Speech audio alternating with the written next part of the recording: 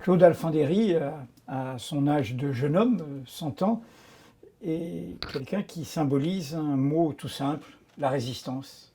Et il a continué toute sa vie dans ses engagements politiques, dans ses engagements d'entrepreneur, dans ses engagements vis-à-vis de la société, dans ses prises de conscience, y compris sur l'urgence écologique dans la dernière période, sont celles d'un résistant, de quelqu'un qui ne se résigne pas à l'ordre établi. Au fond, un homme libre, un homme qui veut envisager l'avenir, un homme qui est du côté de l'émancipation, eh c'est un homme qui sait dire non.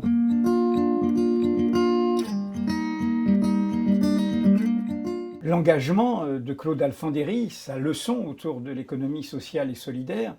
mais qui est la leçon d'une vie,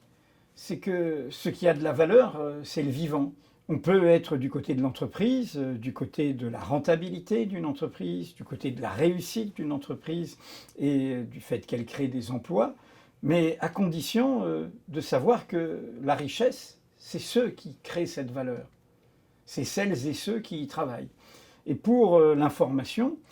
la bataille que j'ai défendue à Mediapart, et Claude Alphandéry nous a soutenus, il est souvent venu dans nos locaux au début de Mediapart, c'est cette idée qu'il fallait, contre l'illusion de la gratuité publicitaire qui allait détruire la valeur, détruire des emplois, détruire la qualité de l'information, détruire la qualité de la démocratie, il fallait défendre la valeur de l'information et construire une information qui recrée de la confiance auprès du public, autour d'un principe simple, qui est notre slogan, seuls nos lecteurs peuvent nous acheter. Cette alliance entre le public et des journalistes, et tous les salariés d'une entreprise, eh bien, elle crée de la valeur. Pas seulement une valeur économique, elle crée une valeur qui est au cœur de la démocratie. C'est pour ça que le chemin de Claude Alphandéry, qui est au cœur de l'économie, autour de l'idée économique, n'est pas abstrait, il a les mains dans le cambouis, et celui,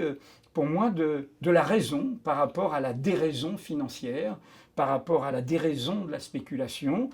par rapport à un monde qui est un monde comme une